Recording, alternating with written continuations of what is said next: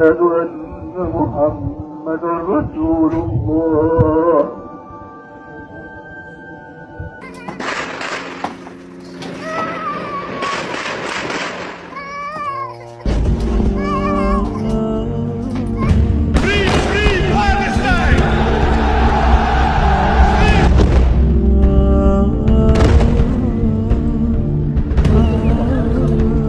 பாலஸ்தீனம் காசாவில் தொடர்ந்து இனப்படுகொலை நடத்தி வரும் காட்டு மிராண்டி இஸ்ரேலை கண்டித்து திருப்பூரில் இனப்படுகொலைக்கு எதிராக கண்டன ஆர்ப்பாட்டம்.